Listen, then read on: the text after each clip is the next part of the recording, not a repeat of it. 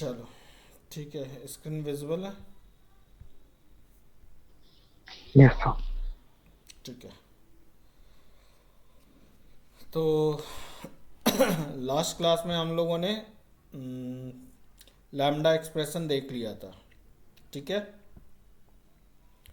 आज जावा यस 8 का एक फीचर है लैम्डा एक्सप्रेशन के अलावा डिफ़ॉल्ट मेथड, इसे देखते हैं। तो छोटा सा फीचर है, ज़्यादा बड़ा नहीं है। तो डिफ़ॉल्ट मेथड बेसिकली जावा 8 में इंट्रोड्यूस हुआ इंटरफेस में, क्लास में नहीं हुआ। क्लास के केस में डिफ़ॉल्ट मेथड अप्लाई नहीं होता, इंटरफेस में। अभी तक आप लोग क्या जानते हो, इंटरफेस में हम लोग मेथड डिफाइन नहीं कर सकते, यही जानते हो। सारे मेथड एब्स्ट्रैक्ट होते हैं। ठीक है, yes sir. But Java 8 onward method में मेथड की डेफिनीशन दे सकते हैं अगर उसके पहले, उस मेथड के पहले डिफ़ॉल्ट कीवर्ड लगा दो। ये डिफ़ॉल्ट कीवर्ड अगर लगाते हो then we can define our method. तो इसका मेन पर्पस क्या है, ये सोच के नहीं बनाया गया कि भाई आप एब्स्ट्रैक्शन की फंक्शनैलिटी ब्रेक करो। ये कभी नहीं सोचा जावा ने, और ये करते भी नहीं है। इन्होंने, इनकी रिक्वायरमेंट क्या थी कि इनको बैकवर्ड कॉम्पेटिबिलिटी, जो मैंने बोला जावा सबसे ज़्यादा फोकस करता है बैकवर्ड कॉम्पेटिबिलिटी पे, तो बैकवर्ड कॉम्पेटिबिलिटी इनको प्रोवाइड करनी थी। इनको क्या था कि अपनी कई सारे इंटरफेसेस थे, और उस इंटरफेस के कई चाइल्ड क्लास भी होंगे। तो इनको कोई एक नया मेथड इंट्रोड्यूस करना था। ठीक है, अब इंटरफेस, एग्जिस्टिंग इंटरफेस में अगर नया मेथड इंट्रोड्यूस करो, मान लो वो इंटरफेस 1.0 से चला आ रहा है जावा का, उसके कई सारे चाइल्ड होंगे, 50-100 चाइल्ड होंगे। तो सब जगह जाके इम्प्लीमेंटेशन लिखनी होगी। लेकिन इनकी रिक्वायरमेंट थी पर्टिकुलर एक क्लास में ही आपको सिर्फ डेफिनेशन लिखने की। तो इस वजह से अगर इंटरफेस में, अगर ये एग्जिस्टिंग जावा 7 का कॉन्सेप्ट लेके चलते कि इंटरफेस में हम नया एब्स्ट्रैक्ट मेथड ऐड कर दें, और तो ऐड नहीं कर पा रहे थे, क्योंकि सब जगह इनको डेफिनेशन देना पड़ता, जो पेनफुल था। तब इन्होंने कंपाइलर को ही चेंज किया और कॉन्सेप्ट बिल्डअप किया। ठीक है, कोई बात नहीं, अब हम ऐसा कॉन्सेप्ट रखते हैं कि हम मेथड को डिफ़ॉल्ट स्टेट दे सकते हैं, मतलब डिफ़ॉल्ट बिहेवियर दे देंगे कि भाई हमारी 50 क्लास है इम्प्लीमेंटेशन क्लास, 49 के लिए ये डिफ़ॉल्ट की तरह इसमें डेफिनेशन दिए, और जो 50th क्लास होगी वहाँ जाके एक्चुअल ओवरराइट करेंगे। वहाँ पे ओवरराइट करने मतलब डिफ़ॉल्ट अगर दे देते हो तो बॉडी आपने दे दिया, अब 49 प्लेसेस पे आपको डिफाइन करने की ज़रूरत नहीं पड़ी, कंपाइलेशन इशू नहीं आया। तो इसके लिए इन्होंने कंपाइलर को भी चेंज किया, क्योंकि कंपाइलर सपोर्ट करना चाहिए ना डिफ़ॉल्ट मेथड इंटरफेस में। तो कंपाइलर को इस तरह बिल्ड किया कि बैकवर्ड कॉम्पेटिबिलिटी भी बनी रहे, और ये डिफ़ॉल्ट मेथड इंटरफेस में इंट्रोड्यूस किया। और एक्चुअल में जो क्लास में डेफिनेशन चाहिए थी उसमें जाके इसको ओवरराइट कर दिया। तो मतलब डिफ़ॉल्ट मेथड इंटरफेस में जो आया वो सिर्फ बैकवर्ड कॉम्पेटिबिलिटी के लिए ही इंट्रोड्यूस किया, यही रीज़न था। समझ में आया? ऐसा नहीं है कि एब्स्ट्रैक्शन का, एब्स्ट्रैक्ट क्लास में हम लोग जैसे मेथड को डिफाइन भी कर सकते हैं, मेथड को एब्स्ट्रैक्ट भी रख सकते हैं। तब आप बोलोगे सर इंटरफेस और एब्स्ट्रैक्ट क्लास में डिफरेंस क्या रह गया? बिल्कुल डिफरेंस है। इंटरफेस में जो डिफ़ॉल्ट का बिहेवियर लाया, इन्होंने बस ये कॉन्सेप्ट लेके आया कि भाई डिफ़ॉल्ट मतलब बॉडी कुछ लिख के रख दिए, ब्लैंक बॉडी रख दिए, डिफ़ॉल्ट बिहेवियर। बाकी जगह इंप्लीमेंट करने की ज़रूरत नहीं पड़ी, जहाँ ज़रूरत पड़ा वहाँ पे ओवरराइट किया। कॉन्सेप्ट समझ में आया? Yes sir. ठीक है, तो इम्प्लीमेंटेड इन, अब इसकी कुछ की फीचर है वो देख लेते हैं, क्योंकि इससे रिलेटेड इंटरव्यूज़ में बहुत क्वेश्चन पूछे जाते हैं। तो आपको कॉन्सेप्ट क्लियर होना चाहिए।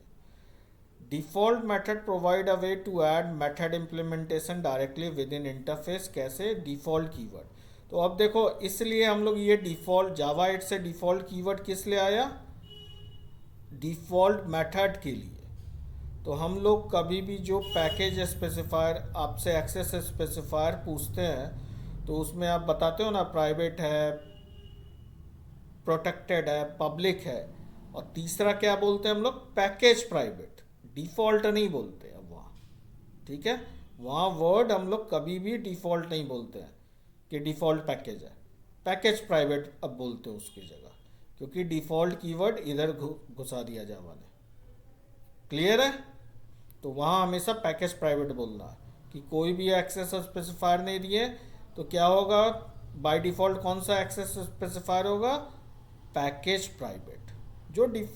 जो अर्लियर हम लोग डिफ़ॉल्ट डिफ़ॉल्ट कहते थे जावा 7 तक, लेकिन अब वो वर्ड एक्चुअल कीवर्ड इंट्रोड्यूस जावा 7 तक नहीं था डिफ़ॉल्ट नाम का।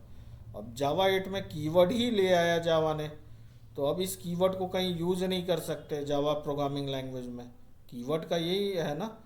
तो अब ये जो कीवर्ड है वो डिफ़ॉल्ट मेथड के लिए यूज कर लिया, तो हम लोग कभी भी वहाँ पे डिफ़ॉल्ट एक्सेस स्पेसिफायर नहीं बोलेंगे, ऑलवेज सेइंग पैकेज प्राइवेट, ये ध्यान रखना।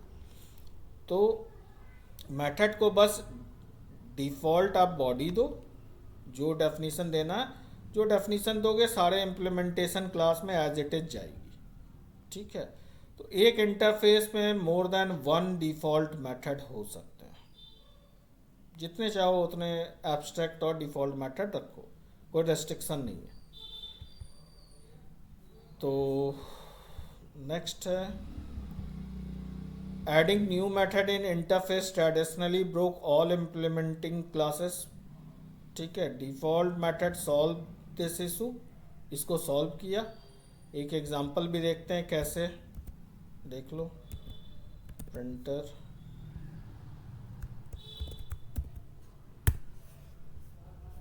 एक हमने इंटरफेस बनाया जिसमें abstract method, by default public और एब्स्ट्रैक्ट होता है हर मेथड इंटरफेस में, अब चाहे लिखो या ना लिखो पब्लिक और एब्स्ट्रैक्ट होता है, और ये पब्लिक और डिफ़ॉल्ट हो गया। अब याद रखना जो डिफ़ॉल्ट होगा वो कभी एब्स्ट्रैक्ट नहीं हो सकता।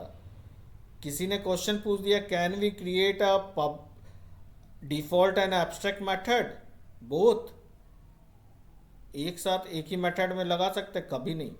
जो एब्स्ट्रैक्ट हो सकता है वो डिफ़ॉल्ट नहीं हो सकता, क्योंकि डिफ़ॉल्ट का बॉडी होगा, और आपको पता है एब्स्ट्रैक्ट की कभी बॉडी नहीं होती, ठीक है, और डिफ़ॉल्ट कभी एब्स्ट्रैक्ट नहीं हो सकता, तो ये कॉन्ट्राडिक्ट चीज़ है, तो ये ध्यान रखना।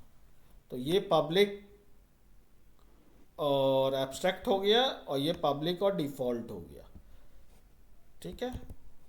अब इसका एक क्लास Yes, देखते sir. हैं। क्वेश्चन हो तो रेज करो, पूछो। कोई हमने इम्प्लीमेंट किया और सिर्फ देखो यहाँ जो एब्स्ट्रैक्ट मेथड था उसको ओवरराइड किया, हम default behaviour as it is ले लिया, जो लिखा है भाई वही ले लिया। चाहो तो ओवरराइड कर सकते हो, you can override here easily, कि भाई इस मेथड को मुझे ओवरराइड करना है, वी कैन ओवरराइड। अब बाकी एब्स्ट्रैक्शन का सारा रूल सब वही होगा जो, सॉरी ओवरराइड का जो पढ़े हो आज तक, ठीक है। यहाँ पे कुछ भी ओवरराइड कर सकते हैं, एनीथिंग, ठीक है। तो ये आपके ऊपर है, जैसे आप करना चाहो।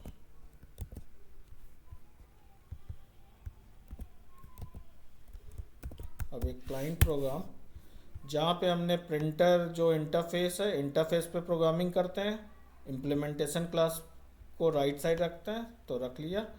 अब उसके बाद प्रिंट मेथड कॉल हुआ, तो ये प्रिंटर में जाएगा, देखेगा प्रिंट, इसमें तो सॉरी प्रिंटर में नहीं जाएगा, किसका ऑब्जेक्ट स्टोर है, कंसोल प्रिंटर का, तो कंसोल प्रिंटर में जाएगा, देखेगा प्रिंट मेथड है तो इसका कॉल करेगा। अब उसके बाद ये कंसोल प्रिंटर में जाएगा, प्रिंट अपर केस को देखेगा क्या है, तो देखेगा भाई हाँ वो प्रिंटर में डिफ़ॉल्ट तो है ना, तो प्रिंटर का डिफ़ॉल्ट यहाँ एक्सेस है तो उसको कॉल कर लेगा, ठीक है। तो इसको चलाएंगे तो ईजिली चल जाएगा, तो इसमें कोई बहुत बड़ी चीज़ नहीं है, लेकिन ये आप लोग कॉन्सेप्ट याद रखना। क्लियर है ये एग्जांपल? सिंपल सा था। Yes, sir. अब आते हैं थोड़े इसके यूज केसेस थोड़ा अलग अलग भी है, जो इंटरव्यू पॉइंट ऑफ व्यू से थोड़ा जानना ज़रूरी है। मल्टीपल इनहेरिटेंस विथ इंटरफेस, जब हम जानते हैं पहले से कि एक क्लास में we can do multiple inheritance using interface, ठीक है। तो एक क्लास है जिसमें हमने इनहेरिट किया multiple default method from different interfaces, but conflict अगर आता है तो उसे रिजॉल्व करना हमें ज़रूरी है। तो बात आती है कॉन्फ्लिक्ट कैसा आएगा, वो आपको दिखाता हूँ। क्या चांसेस है कॉन्फ्लिक्ट का। तो जैसे मान लो एक इंजन करके इंटरफेस बनाया जिसमें स्टार्ट करके डिफ़ॉल्ट मेथड है। अब यहाँ तो डेफिनीशन है, तो देखो डेफिनीशन है, इसका मतलब ये नहीं कि उसी इंटरफेस से ये कॉल होगा। कभी भी इंटरफेस से कोई मेथड कॉल नहीं होगा। जब भी कॉल होगा चाइल्ड क्लास का इंस्टेंस ज़रूरी है, क्योंकि एब्स्ट्रैक्ट क्लास इंटरफेस में यही डिफरेंस है। जब तक चाइल्ड क्लास रेफरेंस नहीं मिलेगा क्लास का ऑब्जेक्ट, तब तक इंटरफेस कॉल हो ही नहीं सकता, ठीक है, इंटरफेस का कोई भी मेथड।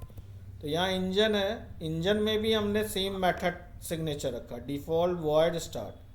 व्हीकल एक इंटरफेस बनाया, उसमें भी डिफ़ॉल्ट वॉइड स्टार्ट, मतलब मेथड का सिग्नेचर दोनों में सेम है। और हम बोलते हैं कि क्लास में we can do multiple inheritance, कर सकते हैं ना क्लास में। यहाँ हमने इम्प्लीमेंट किया इंजन और व्हीकल दोनों। तो जब हम ओवरराइड करेंगे स्टार्ट, तो किसका ओवरराइड होगा, व्हीकल का या इंजन का, ठीक है। तो ऐसे केस में सिंस दोनों में डिफ़ॉल्ट मेथड है, इंटरफेस है, तो किसी एक का ओवरराइड होना मस्ट है। अगर एक भी ओवरराइड नहीं करोगे मान लो, तब तो हमेशा इशू आएगा। अच्छा, ये क्या इशू आ रहा है यहाँ पे, डिफ़ॉल्ट मेथड नेम स्टार्ट, ये देखो ये इशू आ रहा है ना, बोल रहा है कि व्हीकल में भी सेम मेथड नेम है, इंजन में भी सेम मेथड नेम है, तो इसको ओवरराइड करना ज़रूरी है। तो यहाँ पे हमने ओवरराइड किया, तो ये दोनों के लिए सेटिस्फाई हो गया। लेकिन अब जब कॉल करेंगे तो किसका डिफ़ॉल्ट कॉल होगा वो हमें एक्सप्लिसिटली रिजॉल्व करना पड़ता है, लिखना पड़ता है। तो हम यहाँ स्पेशली लिखते हैं इंटरफेस का नाम के साथ कि interface engine dot super dot start. अगर व्हीकल से कॉल कराना है तो vehicle dot super dot start, ताकि कॉन्फ्लिक्ट है जो है वो रिजॉल्व हो कि इंजन का डिफ़ॉल्ट कॉल करना है या व्हीकल का डिफ़ॉल्ट कॉल करना है। अगर आपको चाहिए किसी एक का, तो उसको आपको पॉइंट करना होगा, ठीक है। अगर आप ये नहीं चाहते हो तो कोई बात नहीं, तब आप अपना ओवरराइड करके अपना काम करो, क्योंकि क्लाइंट में तो इसको कॉल करोगे, इसका कार का ऑब्जेक्ट बना के कॉल करोगे। इंजन और व्हीकल तो रेफरेंस वेरिएबल की तरह जब भी होगा। जैसे मान लो ये क्लाइंट प्रोग्राम है, तो इंटरफेस का तो ऑब्जेक्ट हम लोग बनाते नहीं हैं, जब भी बनाते हैं क्लास का बनाते हैं, और इंटरफेस को हम लेफ़्ट साइड रखेंगे। मतलब इंजन मान लो है तो इंजन को रख दो या कार व्हीकल को रखो, कोई अंतर नहीं पड़ेगा, क्योंकि interface can store reference of any child. तो ये चाइल्ड है कार, उसका हो गया, व्हीकल को रखोगे। लेकिन जब स्टार्ट कॉल होगा तो किसका कॉल होगा, कार का कॉल होगा, वो कार में जाएगा और इसको कॉल करेगा। लेकिन कार से आप चाहते हो कि इंजन या व्हीकल जो हमने बनाया है डिफ़ॉल्ट बिहेवियर वो कॉल हो, तब आपको कॉन्फ्लिक्ट रिजॉल्व करनी होगी। तो दो सिनेरियो है, अगर ओवरराइड नहीं करते तो उस केस में आपको दोनों में सेम मेथड है, तो उस क्लास में आपको बोलेगा आपको ओवरराइड करना मैंडेट है, नहीं तो कंपाइलेशन इशू आ जाएगा तुरंत। तो बोलेगा ओवरराइड इंजन का भी कीजिए और व्हीकल का भी कीजिए, लेकिन दोनों में सेम मेथड है। तो हम क्या किए, एक ही ओवरराइड लिखे, तो दोनों के लिए सेटिस्फाई हो गया। तो ये मत सोचना कि ये कॉल हो जाएगा इंजन और व्हीकल, किसके लिए कॉल होगा, जब क्लाइंट से आप चलाते हो तो जिसका रेफरेंस दोगे किसी एक ही का रेफरेंस दोगे ना। ऐसा तो नहीं लिखते हो ना इंजन कॉमा व्हीकल, कभी आज तक ऐसा प्रोग्रामिंग किए हैं, कभी नहीं किए। तो ऐसा तो हो नहीं सकता कि हम दो दो एक साथ लिख दें, किसी एक को ही लिखेंगे और राइट साइड में हमेशा चाइल्ड क्लास होगी। या फिर दूसरा तरीका यही होगा ना कि आप बोलोगे कि इंटरफेस का सर हम रन टाइम में भी तो ओवरराइट कर सकते हैं, v equal to new v, इस तरह करके एनोनिमस इनर क्लास जो बताया था। तब यहाँ पे आप जब एनोनिमस इनर क्लास बनाओगे तो उस समय उसका डिफाइन करोगे, इसको ओवरराइट कर देंगे पब्लिक वर्ड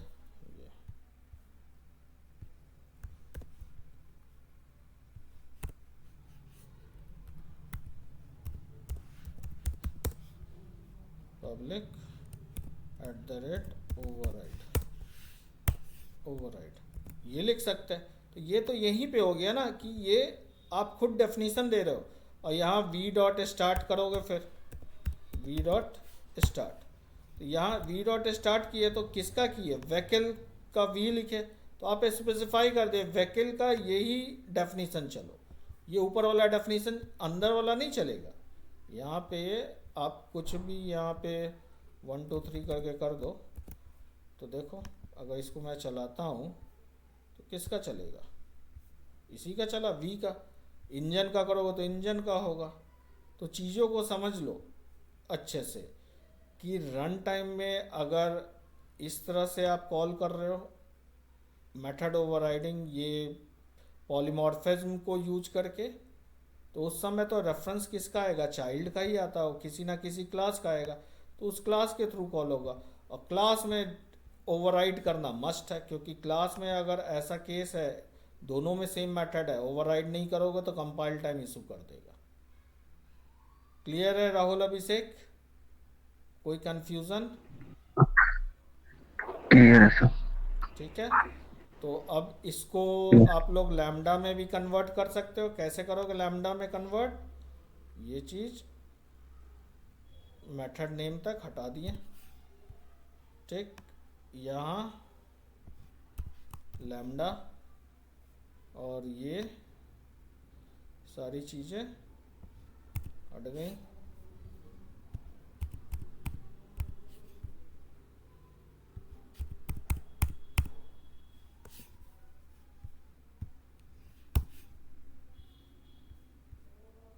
ये क्या दिक्कत आ रही है, अच्छा सॉरी, ये फंक्शनल, अब देखो सही बात है ना, लैम्डा कहाँ अप्लाई होता है, जहाँ फंक्शनल इंटरफेस हो, बोला था ना, this is not a functional interface. तो फंक्शनल इंटरफेस अगर बनाना है तो मुझे क्या करना होगा, एक मेथड हमें बनाना होगा, वर्ड xyz, एक ये बनाया जिसमें कोई भी पैरामीटर नहीं दिया। अब ये रिजॉल्व हो गया, ये xyz के लिए कॉल हुआ, without parameter without return value. तो अब आपका एक minute, target expression must be functional interface, कोई पैरामीटर नहीं दिए, और तो ये फंक्शनल इंटरफेस तो बनाए, अच्छा सेव नहीं किया है, सॉरी। तो देखो फंक्शनल इंटरफेस बना लिए तो इस तरह कॉल हो गया। तो फंक्शनल इंटरफेस में एक चीज़ है, एक ही एब्स्ट्रैक्ट मेथड होना चाहिए, n नंबर ऑफ डिफ़ॉल्ट आप रख सकते हो, आपकी मर्जी। डिफ़ॉल्ट मेथड के लिए कोई रेस्ट्रिक्शन नहीं है फंक्शनल इंटरफेस में, ठीक है। इससे ये भी आपको पता चला एक कॉन्सेप्ट, ये आगे मैंने वैसे लिखा है, लेकिन फंक्शनल इंटरफेस जब बनाते हो तो सिर्फ एक ही एब्स्ट्रैक्ट मेथड हो और n number of default method आप रख सकते हो, कोई दिक्कत नहीं। यहाँ इशू आ रहा है क्योंकि यहाँ हम ओवरराइड नहीं किए, ओवरराइड करना मस्ट होता है ना अनइम्प्लीमेंटेड को, तो ओवरराइड कर दोगे तो ये सही हो जाएगा। तो समझ में आया ये सारा कॉन्सेप्ट? इसको करके देखना, एग्जाम्पल को कई तरह से लगा के देखना, लैम्डा ओम्डा हर चीज़ें प्रैक्टिस कर लेना, ताकि आपके दिमाग में ईच एंड एवरीथिंग क्लियर हो, कहीं से कोई कंफ्यूजन ना हो, ठीक है।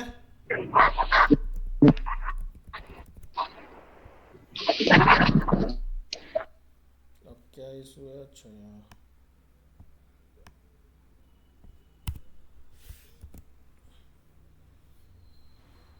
चलो ये एग्जांपल तो क्लियर हुआ। एक और एग्जांपल है, ये देख लो।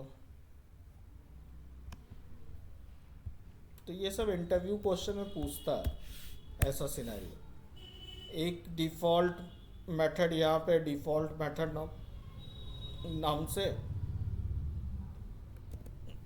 और एक दूसरा इंटरफेस बनाया है,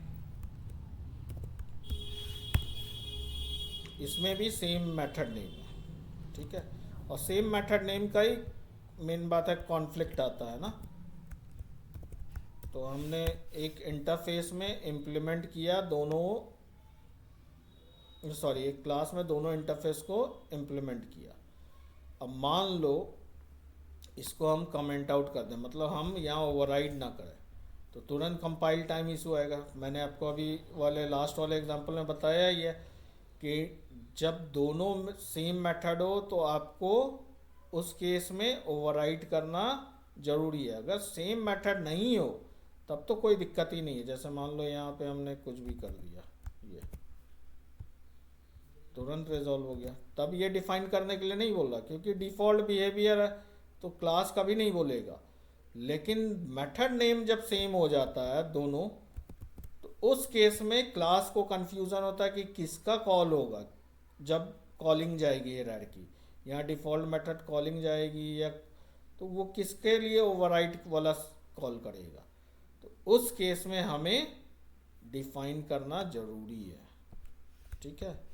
तो ये हमेशा ध्यान रखना। बाकी यहाँ तो इस क्लास का ऑब्जेक्ट बनाए और उसके थ्रू डिफ़ॉल्ट मेथड कॉल किए तो कॉल ये होगा, ठीक है।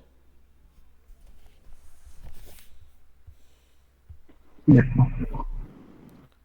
तो इसका यूज केसेस क्या है, जैसे हम कोई एपीआई बनाते हैं, उसमें कोई नया मेथड इंट्रोड्यूस करना हमें एग्जिस्टिंग इंटरफेस लाइब्रेरी में बिना फंक्शनैलिटी ब्रेक किए हुए एग्जिस्टिंग, तो हम डिफ़ॉल्ट मेथड यूज कर सकते हैं। कोड रीयूजेबल हो सकता है क्योंकि डिफ़ॉल्ट मेथड आप इंटरफेस में डिफ़ॉल्ट बिहेवियर देते हो और जहाँ चाहोगे वहाँ ओवरराइट कर सकते हो। फंक्शनल इंटरफेस में भी ये यूज हो जाता है। फंक्शनल इंटरफेस में मल्टीपल डिफ़ॉल्ट मेथड आप यूज कर सकते हो।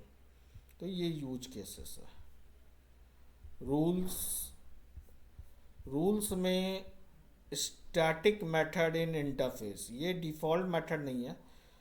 एक इंटरफेस जब आप बनाते हो, मान लो उसमें आप स्टैटिक मेथड, पहले ये जावा 7 तक इंटरफेस में स्टैटिक मेथड का कॉन्सेप्ट नहीं दिया था जावा 7, क्योंकि हमेशा देखो इंटरफेस किसी ना किसी ऑब्जेक्ट से एसोसिएट होता है, ठीक है। चाइल्ड क्लास के ऑब्जेक्ट के थ्रू तब चलता है, और जहाँ ऑब्जेक्ट का एसोसिएशन आ गया स्टैटिक जो है क्लास से चलता है। तो जावा 7 तक ये फीचर नहीं दिया था। तो जावा 8 ऑनवर्ड इसने जावा 8 के कंपाइलर में इंटरफेस में भी स्टैटिक मेथड दिया। तो अब बात आती है कि किस क्लास से एसोसिएट होगा। तो ये क्लास से एसोसिएटेड नहीं होगा, ये इंटरफेस से सिर्फ एसोसिएटेड होगा। इंटरफेस का नाम और मेथड का नाम देके आप कॉल कर सकते हो, एज ए यूटिलिटी चलेगा बस। ये कभी भी किसी ऑब्जेक्ट से एसोसिएट हो ही नहीं सकता क्योंकि स्टैटिक है। तो स्टैटिक मेथड आप डिफाइन कर सकते हो। डिफ़ॉल्ट की बात नहीं कर रहा हूँ, इसमें डिफ़ॉल्ट का कोई रूल नहीं है, क्योंकि डिफ़ॉल्ट को तो स्टैटिक बना ही नहीं सकते।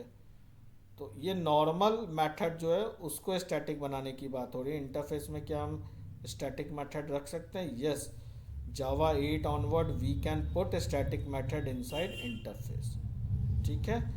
बट इसको ओवरराइड नहीं कर सकते। इंटरफेस को किसी क्लास में मान लो हम ओवरराइड कर रहे हैं, इम्प्लीमेंट करते हैं, तो जैसे नॉर्मल मेथड अभी ओवरराइड कर रहे थे ना, डिफ़ॉल्ट को भी ओवरराइड कर रहे थे, क्या इंटरफेस के मेथड को स्टैटिक मेथड को ओवरराइड कर सकते हैं? नहीं कर सकते, क्योंकि ओवरराइड जैसे ही करोगे वो ऑब्जेक्ट से एसोसिएशन आना है। ऑब्जेक्ट से एसोसिएट स्टैटिक होता नहीं है, तो वो सिर्फ क्लास नेम के थ्रू कॉल होगा। तो ये सब ट्रिकी क्वेश्चंस हैं, ये अपने दिमाग में रखना। We can not make default method as static in Java. ये डिफ़ॉल्ट हमेशा ऑब्जेक्ट से एसोसिएटेड है। फिर default method cannot override any method from object class trying to override two string equals.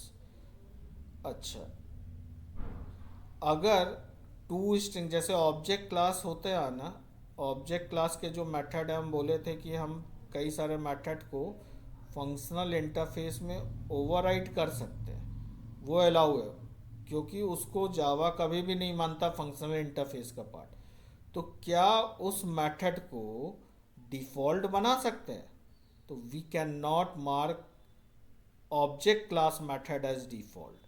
अगर ये जैसे ही करेंगे कंपाइल टाइम इशू आ जाएगा। ऑब्जेक्ट क्लास की मेथड को कभी भी हम लोग डिफ़ॉल्ट बिहेवियर नहीं दे सकते, क्योंकि वो क्लास में ऑलरेडी दिया हुआ है, ऑब्जेक्ट क्लास में डिफ़ॉल्ट के जैसा वहाँ बॉडी दिया है, तो उसको फिर से हम किसी इंटरफेस में, किसी भी इंटरफेस में ऑब्जेक्ट क्लास के किसी भी मेथड को डिफ़ॉल्ट करके नहीं बना सकता। ये ध्यान रखना। क्लास के अंदर कभी भी डिफ़ॉल्ट मेथड डिफाइन नहीं हो सकता, इंटरफेस में ही सिर्फ हो सकता है, क्योंकि जावा 8 ने सिर्फ इंटरफेस के लिए दिया है। क्लास में हम क्या डिफ़ॉल्ट रखेंगे? कभी नहीं। Method in the class are इधर एब्स्ट्रैक्ट, स्टैटिक या फुल्ली इम्प्लीमेंटेड हो सकता है, डिफ़ॉल्ट नहीं हो सकता। और कॉन्फ्लिक्ट आएगा तो वो तो रिजॉल्व करना है, वो तो मैंने आपको पहले बता दिया है। एक और एग्जांपल कॉन्फ्लिक्ट का देख लो।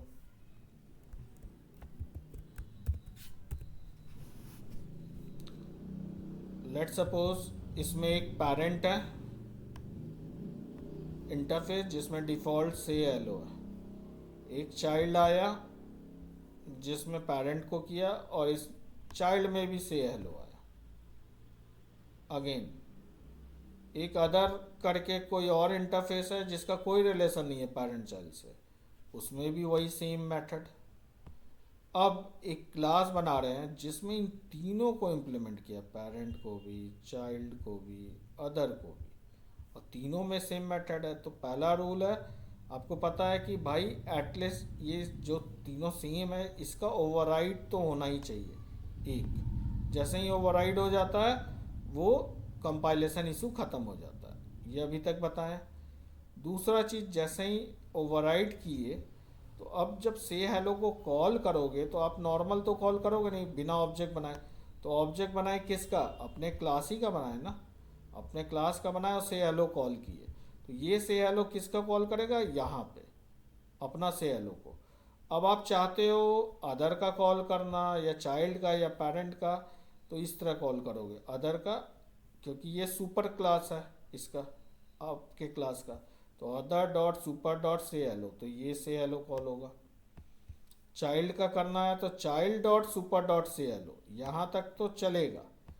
लेकिन पेरेंट का करना है तो पेरेंट डॉट सुपर नहीं कर सकते, पेरेंट जबकि इसका सुपर है, लेकिन पेरेंट जो है चाइल्ड का भी तो सुपर है ना, तो यहाँ पे आप नहीं कर पाओगे, ये कंपाइल टाइम इशू आ जाएगा, क्योंकि पेरेंट डॉट सुपर तो कभी सिंटेक्स लग नहीं सकता। तो पेरेंट टॉप मोस्ट जो पेरेंट है उसका से हेलो कॉल नहीं कर पाओगे। ठीक है, तो ये आप लोग ध्यान रखना। क्लियर है? Yes, sir. लिमिटेशन में वही जो डायमंड प्रॉब्लम आप लोग को अभी तक कॉन्फ्लिक्ट वाला बताया, वही मेन एक लिमिटेशन है। सेम सिग्नेचर होता है तो हमें एक्सप्लिसिटली रिजॉल्व करना पड़ता है कॉन्फ्लिक्ट को। और can not access variable from interface directly.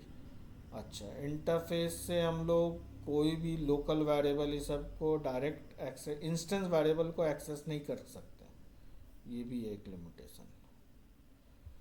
तो कोई अगर पूछता है आपसे कि भाई आप जब इंटरफेस में डिफ़ॉल्ट मेथड डाल दिया तो इंटरफेस में जो डिफ़ॉल्ट मेथड है और एब्स्ट्रैक्ट मेथड है, इन दोनों में डिफरेंस क्या?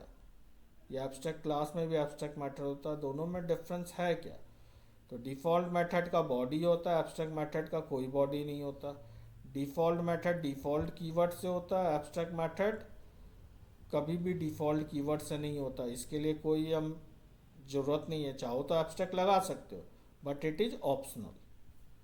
फिर can be overridden by implementing class, मतलब चाइल्ड क्लास में मैंडेट नहीं है कि डिफ़ॉल्ट को आप इम्प्लीमेंट करो ही करो, बट एब्स्ट्रैक्ट मेथड को कॉन्क्रीट क्लासेस जो होती है सुपर चाइल्ड जो सबसे लास्ट लेवल पे होती है उसमें आपको इम्प्लीमेंट करना मस्ट है, नहीं तो उस क्लास को भी एब्स्ट्रैक्ट बनाना होगा। डिफ़ॉल्ट मेथड जावा 8 में आया और ये शुरू से ही है। ठीक है, तो ये डिफरेंस बस एक कंपैरेटिव स्टडी में आपको बता दिया। क्लियर है यहाँ तक? ये छोटा सा फीचर था। ठीक है, Yes, sir. नेक्स्ट आता है मेथड रेफरेंस। ये भी छोटा सा कॉन्सेप्ट है जावा 8 में। जावा 8 बोलता है मेथड रेफरेंस वो होता है जैसे किसी ना किसी मेथड को कॉल करने का तरीका क्या है, या तो क्लास नेम के थ्रू मेथड को कॉल करते हो जहाँ स्टैटिक मेथड होता है, या ऑब्जेक्ट रेफरेंस के थ्रू ऑब्जेक्ट के थ्रू मेथड को कॉल करते हो।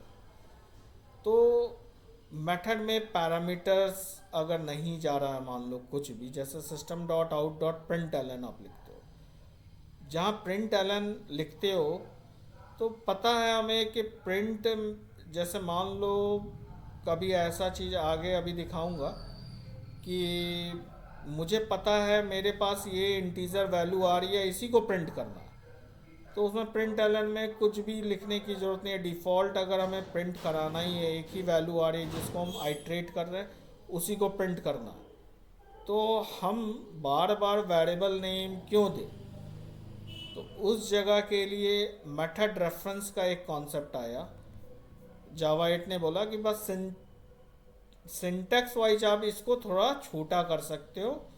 जो डॉट लगा के आप मेथड नेम और उसमें पैरामीटर पास करते थे, उसके जगह सीधे सीधे class name colon method name दो, वो अपने आप कॉल हो जाएगा। तो method reference in Java 8 provide a wait simplify lambda expression को सिंप्लीफाई करता है, बेसिकली लैम्डा के साथ ही चलता है ये, by referring to method directly using scope operator. इसको स्कोप ऑपरेटर कहते हैं, डबल कोलन। ठीक है, तो स्कोप ऑपरेटर के थ्रू चलता है। तो इसमें क्लास नेम और मेथड नेम, जैसे मान लो एम्प्लॉय क्लास का गेट नेम करना है, तो हम क्या लिखेंगे, employ colon colon get name, बस गेट नेम, आगे पैरेंथेसिस भी नहीं लगाएंगे, कोई ज़रूरत नहीं है। ठीक है, तो वो डायरेक्ट कॉल कर लेगा, अब कोई पैरामीटर नहीं भेजना है वैल्यू, ये ध्यान रखना। हम विदाउट पैरामीटर वाले के लिए बस ये कर सकते हैं जिसमें विदाउट पैरामीटर जा रहा हो। तो मेथड रेफरेंस भी चार तरह का होता है। एक होता है स्टैटिक मेथड को रिफ़र करना है तो क्लास नेम के थ्रू लगा लो। इंस्टेंस मेथड रिफ़र करना है तो ऑब्जेक्ट नेम के थ्रू लगा लो, ईएमपी है एम्प्लॉय का, ईएमपी कोलन, और get name get salary direct कर सकता है। Reference to an instance method जो किसी और आर्बिट्री, और मतलब एम्प्लॉय का कई सारे ऑब्जेक्ट होंगे, EMP1 EMP2, आप आर्बिट्री किसी भी ऑब्जेक्ट के लिए, कोई भी ऑब्जेक्ट EMP1 या EMP2 EMP3 किसी भी ऑब्जेक्ट के लिए जब आप प्रोसेस कर रहे हो उस समय उसकी मेथड को कॉल करना चाहते हो तो आप डायरेक्ट क्लास नेम के थ्रू भी कॉल कर सकते हो, कोई ज़रूरी नहीं है कि आप इंस्टेंस नेम दो। तो वो जो लाइन लिखोगे उसी लाइन में कहीं ना कहीं आप EMP1 EMP2 यूज करोगे तो जावा 8 पहचान लेगा। ये सब लैम्डा के साथ यूज कर सकते हो, और ऐसे जनरल यूज नहीं कर सकते आप नॉर्मल प्रोग्रामिंग में, जो नॉर्मल जावा 7 तक का कोड लिखते हो उसमें नहीं, लैम्डा के साथ यूज करने के लिए आपको ये दिया है, क्योंकि लैम्डा में बहुत सारी चीज़ वो ऑटो स्मार्ट बनाया, वो सेल्फ समझ लेता है, ऊपर के लाइन ऑफ कोड से या उसके इंटरफेस के मेथड के सिग्नेचर वो खुद रीड करके डायनेमिक इन्वोक करता है। ठीक है, तो लैम्डा उतना स्मार्ट बनाया गया है। और चौथा है, मान लो किसी कंस्ट्रक्टर को कॉल करना है किसी क्लास के, तो क्लास नेम कोलन न्यू ये करोगे तो उसका डिफ़ॉल्ट कंस्ट्रक्टर कॉल होगा, पैरामीटराइज कंस्ट्रक्टर नहीं। यहाँ पैरामीटर की बात ही नहीं हो रही, क्योंकि पैरामीटर हम दे ही नहीं सकते मेथड रेफरेंस में। ठीक है, तो जिसमें 0 आर्गुमेंट पास हो रहा है उसी को कॉल कर सकते हो। तो उसके लिए बस बनाया एक सिंपल वे में लैम्डा, और सिंप्लीफाइड करता है। कैसे करता है, वो एग्जांपल मैं आपको दिखा रहा हूँ, ध्यान से देखो इस एग्जांपल को।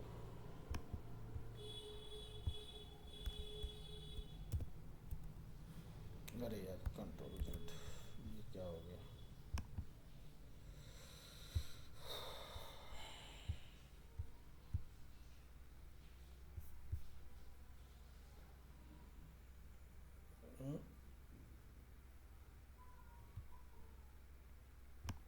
ये मैंने कुछ कूट पटांग सा कुछ लिया है,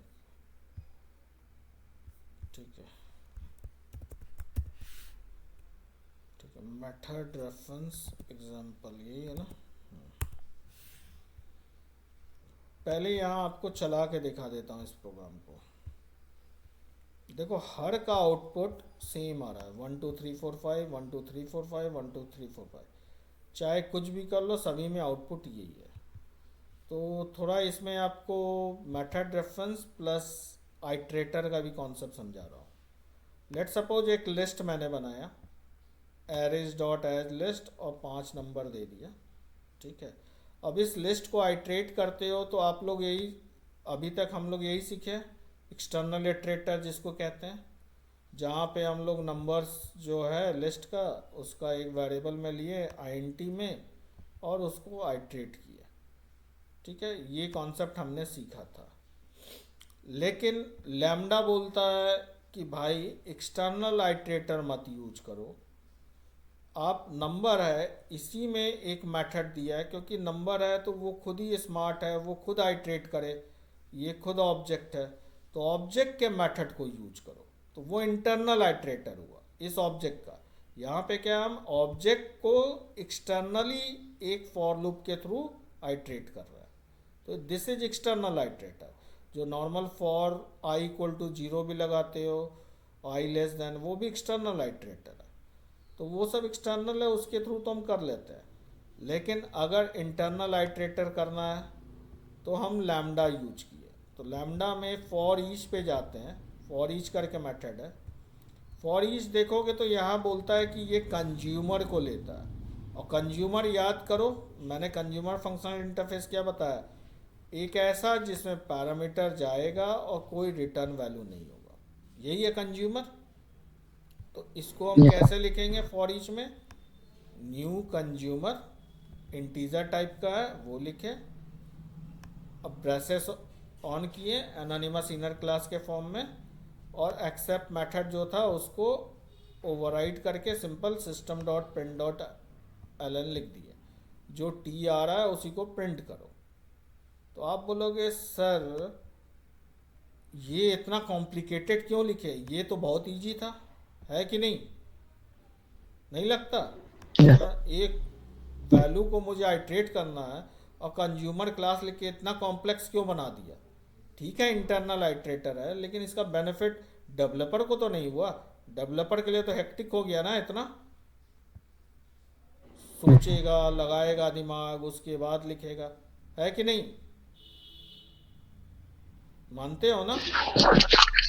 yes, sir. तो दिस इज इंटरनल आइट्रेटर। लेकिन लैम्डा जो आया वो अब इसको और कॉन्साइज किया है। तो लैम्डा क्या बोलता है कि भाई आप इसको मत लिखो, इतनी जो लाइन ऑफ कोड है ये तो नॉइजी कोड है ना जो हम लोग लिखते हैं, इतना इसको हटाए, सिर्फ पैरामीटर लिखे। तो देखो यहाँ सिर्फ पैरामीटर लिखे, लैम्डा लगाए, और उसके बाद system dot out dot println एक लाइन में आया। यहाँ ये चार लाइन था, यहाँ 2 लाइन में आ गया, आया ना कम लाइन में लैम्डा से। Yes, sir. वही कंज्यूमर कर रहे हैं लेकिन हाँ जी. लैम्डा के फॉर्म में कर लिए, अब सिंपल हो गया। तो अब देखो इसको पढ़ना इजी है कि नहीं, नंबर को हर एलिमेंट के लिए क्या करो, उस नंबर इंटीजर टाइप का उसको प्रिंटलन कर दो। लेकिन इसमें इंटरनल आइट्रेटर तो यूज हुआ ही, विथ लैम्डा एक्सप्रेशन यूज किए। यहाँ सिंपल इंटरनल आइट्रेटर यूज किया विदाउट लैम्डा। यहाँ पे हमने एनोनिमस इनर क्लास यूज कर लिया, ये जावा 8 नहीं है, ये तो है anonymous inner class. For each जो है जावा 8 में इंट्रोड्यूस हुआ है, याद रखना, लिस्ट में। तो यहाँ लैम्डा यूज करके सिंप्लीफाइड हो गया। अब इसको एक्सेप्ट करेंगे कि हाँ सर ये तो लिख सकते हैं। लेकिन जावा 8 यहीं तक नहीं रुका लैम्डा, वो बोला कि जब नंबर किस टाइप का है, इंटीजर टाइप का, तो जब जावा 8 का कंपाइलर और जेवीएम को इतना तो समझ में आना चाहिए, नंबर को आइट्रेट कर रहे हैं तो भैया निकलेगा क्या, इंटीजर ही ना निकलेगा, एम्प्लॉय तो निकलेगा नहीं, यूज़र तो निकलेगा नहीं, ट्रेन बस ट्रक कुछ नहीं निकलेगा, ऑब्जेक्ट किसका होगा, एम्प्लॉय का। तो बार बार हम नॉइजी कोड क्यों लिखे, क्यों बोले कि इंटीजर को ही करो जो यहाँ पे करते थे ये एक्सटर्नल।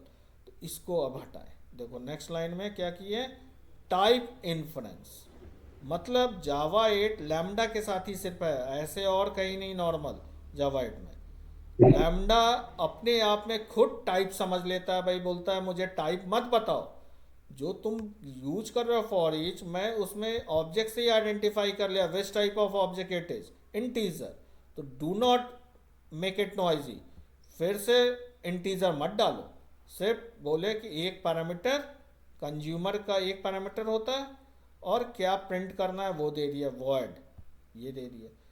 अब एक स्टेप और आ गया है, हमें पता है ना कि एक पैरामीटर हो तो हमें ब्रैकेट लगाना ऑप्शनल है, ये बताया है ना लैम्डा में। yes, तो नेक्स्ट लाइन में फिर वो हटाए, देखो एक ब्रैकेट हटा दिए। अब क्या किए, type inference without parenthesis, parenthesis हटा के किया और सिंपल हो गया। अब क्या है देखो, ध्यान से देखो, ये क्या कर रहा है, नंबर को फॉर ईच एक एक नंबर उठा रहा है और system dot out dot println उसी को बस प्रिंट कर रहा है, कोई भी मैनुपुलेशन नहीं कर रहा है। मतलब ऐसा कुछ नहीं कर रहा है कि भाई इसको 2 से मल्टीप्लाई करके वैल्यू दो या 5 से। हम बोल रहे हैं एक पार्सल हम मेरे पास आया, उस पार्सल को बस हम डिस्पैच कर रहे हैं एज इट इज, उसमें कुछ भी मॉडिफिकेशन नहीं कर रहे, एज इट इज। तो system dot out dot print L N as it is उसी चीज को प्रिंट कर रहा है, लिया वैल्यू प्रिंट किया। तो मेथड रेफरेंस यहाँ पे आता है, बोलता है जहाँ पे ऐसी चीज हो रही है एक जगह से लिया एज इट इज और उसको एज इट इज प्रिंट करा देना, एज इट इज, या कोई काम करना, कुछ अपना उसमें मैनुपुलेशन नहीं करना, मैनुपुलेशन नहीं करना ये बोल रहा हूँ। तो मेथड रेफरेंस यूज किए।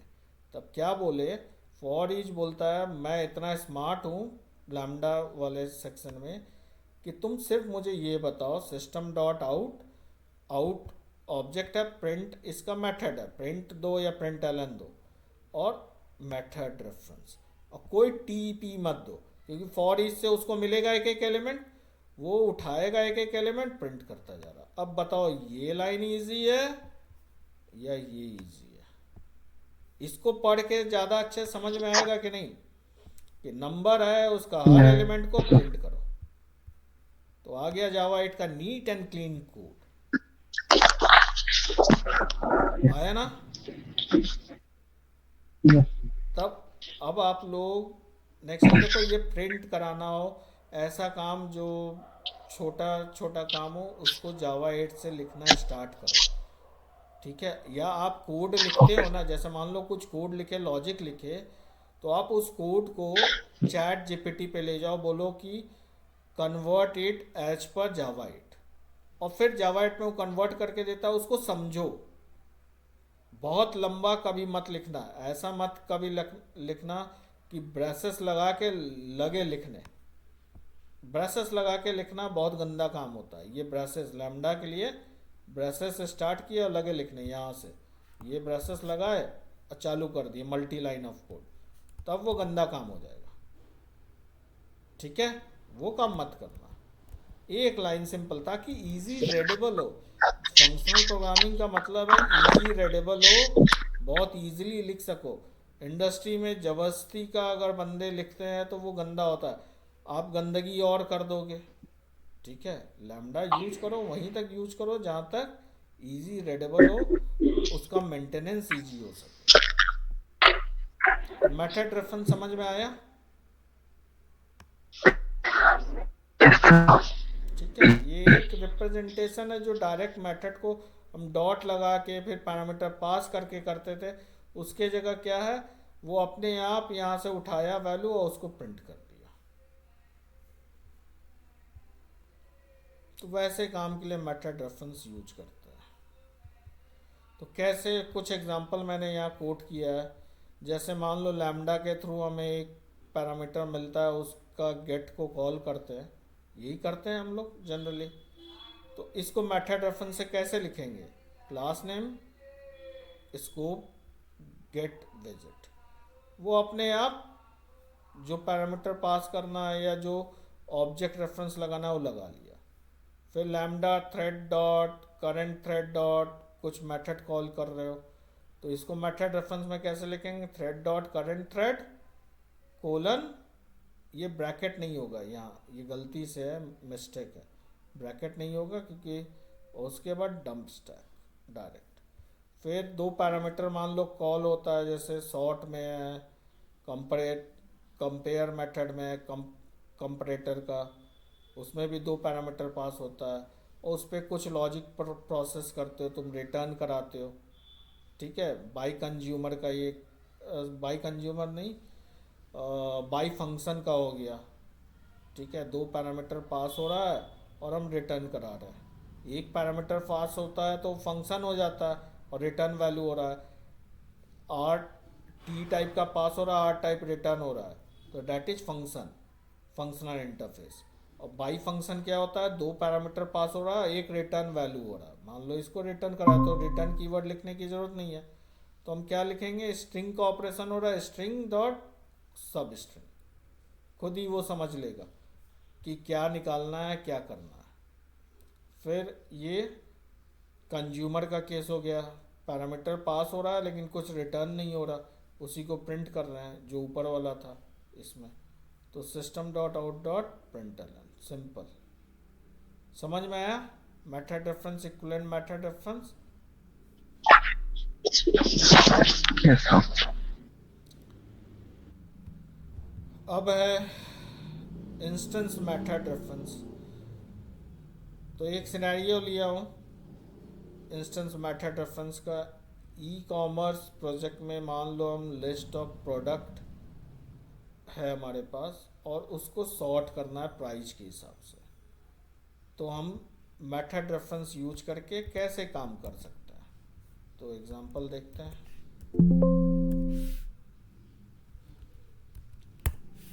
ये मेरा प्रोडक्ट क्लास है, नेम और प्राइस, कंस्ट्रक्टर और ये सब है, गेट स्ट्रिंग, ये सब।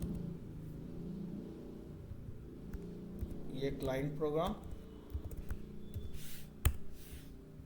जिसमें हमने पहले लिस्ट ऑफ प्रोडक्ट बनाया। ठीक है, और अब इस लिस्ट ऑफ प्रोडक्ट को हमें सॉर्ट किस पे करना है? प्राइस पे। तो असेंडिंग ऑर्डर में सॉर्ट होगा तो क्या आएगा? पहले 400, फिर 800, फिर 1200, यही आना चाहिए। तो देखो प्रोडक्ट है और प्रोडक्ट पे ही जैसे फॉर ईच था ना, दिया था कि उस क्लास में ही मेथड दे दो, तो उसी तरह लिस्ट में सॉर्ट भी दे दिया है कि सॉर्ट में, और हमें पता है सॉर्ट में क्या पास करते हैं? Comparator interface. तो सॉर्ट में कंपैरेटर इंटरफेस पास करने के लिए एक कंपैरेटर इंटरफेस में ही एक कंपेयरिंग नाम का यूटिलिटी बना दिया, डिफ़ॉल्ट मेथड। ये देखो, अच्छा स्टैटिक मेथड बनाया कंपेयरिंग नाम का कंपैरेटर इंटरफेस में। अच्छा, ये कंपैरेटर नाम का क्लास है, सॉरी इंटरफेस नहीं है। तो कंपैरेटर क्लास में कंपेयरिंग नाम का एक यूटिलिटी मेथड बनाया जिसके अंदर हम क्या पास करेंगे? एक बेसिकली फंक्शन पास करेंगे और फंक्शन में प्रोडक्ट एंड प्राइस दो पैरामीटर पास करना है और वो रिटर्न करें, यानी बाई फंक्शन बना रहे हैं यहाँ। बाई फंक्शन का क्या है? Product and price. तो प्रोडक्ट हमारा पूरा कौन सा ऑब्जेक्ट हो गया और किस पे सॉर्ट करना है वो पास किए। फिर लैम्डा लगाएं बाई फंक्शन में कि ये जो प्रोडक्ट आ रहा है इसका बस गेट प्राइस निकालते चलो, और ये कंपेयरिंग में हम पास किए, गेट प्राइस निकाल के पास किए, तो वो खुद प्राइस के बेस पे सॉर्ट किया। तो इस लाइन को और सिंपल वे में इस तरह से लिख सकते हैं, देखो, product dot sort comparator dot comparing, और हमें पता है ये सब इतना ताम झाम, ये इंस्टेंस मेथड होता है, तो ये सीधे सीधे हम क्लास का नाम लिए प्रोडक्ट, कि भाई प्रोडक्ट नाम का क्लास है और उसका गेट प्राइस पे सॉर्ट करना है। तो कंपेयरिंग में सीधे पास कर दिए कि भाई इतना जो ताम झाम पास करना था ये सब ना करके हम भाई कंपरेटर को क्या चाहिए, किस फील्ड पे सॉर्ट करना है, तो उसको सिर्फ फील्ड नेम पास किया, प्रोडक्ट कोलन गेट प्राइस। देख रहे हो ये इंस्टेंस मेथड है, गेट प्राइस है ना। तो इंस्टेंस मेथड डायरेक्ट पास कर दिए बाई फंक्शन की जगह, इतना तामझाम की जगह। तो वो लैम्डा खुद ही समझा कि ओके प्रोडक्ट का गेट प्राइस पे सॉर्ट करना है इस प्रोडक्ट्स को पूरा, तो पूरे प्रोडक्ट को सॉर्ट किया फॉर ईच के थ्रू। देखो फिर यहाँ मेथड रेफरेंस यूज करके प्रिंट करा दिए। तो अगर मैं ऊपर वाला नहीं कमेंट करूँ और नीचे वाला चलाता हूँ तो पूरा सॉर्टेड ऑर्डर में आएगा, 400 800 1200 आ रहा है ना, ठीक है। तो अच्छा एक चीज ये बताओ, यहाँ पे डॉलर प्रीफिक्स होके आ रहा है, ये देख रहे हो डॉलर, हमने यहाँ तो डॉलर कहीं दिया नहीं है, ये आ कैसे रहा है बता सकते हो आप लोग?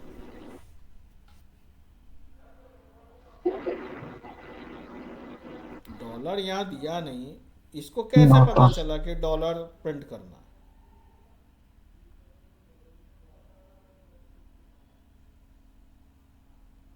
राहुल, अभिषेक, आइडिया नहीं था।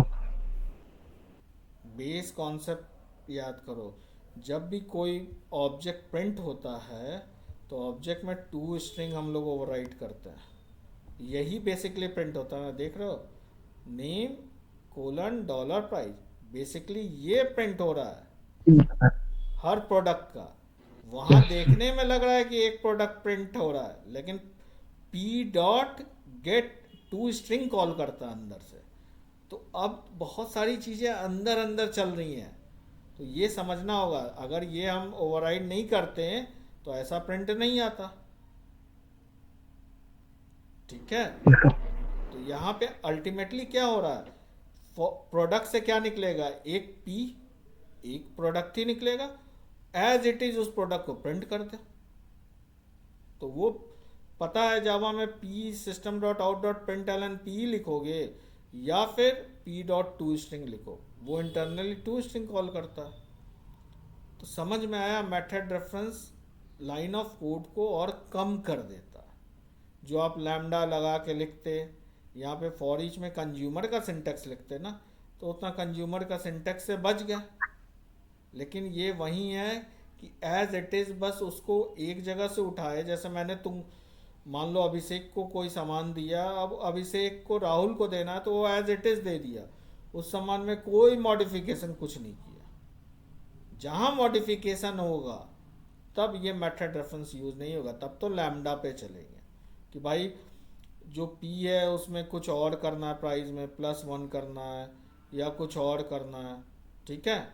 तब क्या करना होगा, हम बोलते हैं हर प्राइस में 50 रुपये ज़्यादा करके दिखाओ, तब उस केस में क्या करेंगे, हमें पता है कंज्यूमर, अब देखो ध्यान से देखो इस चीज़ को कैसे करेंगे, हर में 50 रुपये ज़्यादा करके दिखाओ।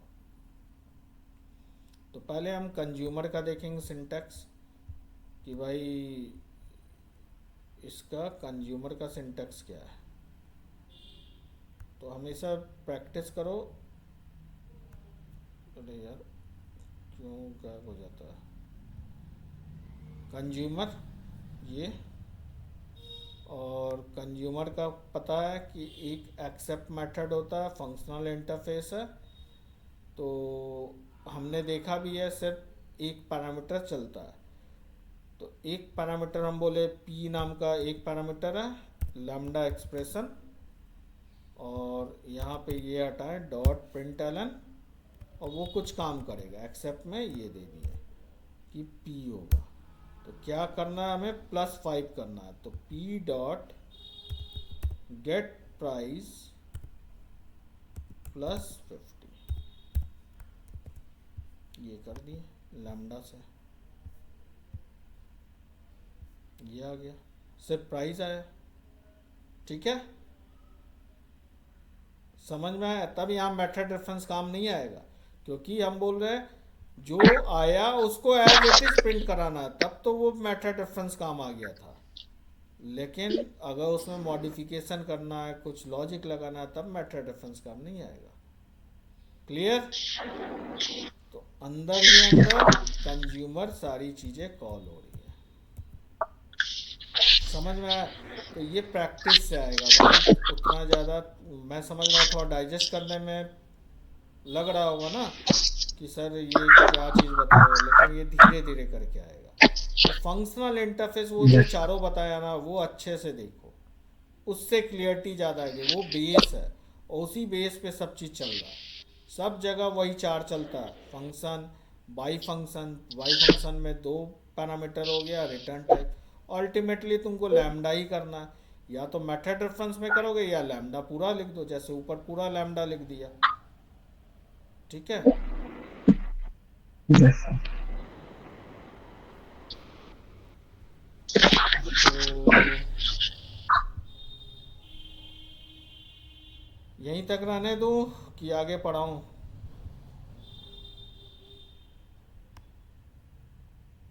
यहीं तक छोड़ता हूँ, क्योंकि ये भी ओके फिर एक नया कॉन्सेप्ट है, क्योंकि सब नया नया कॉन्सेप्ट है ना, आप लोग फिर यूज़ नहीं करोगे तो मज़ा नहीं आएगा। थोड़ा यूज करो, थोड़ा पढ़ो। और देखो, इंटरव्यू सबसे ज़्यादा जावा 8 पे होगा, इसलिए बोल रहा जावा 8 को फोकस करते रहना। ठीक है, अब ये आप बोलोगे सर इतना इम्पोर्टेंट है, तो आपने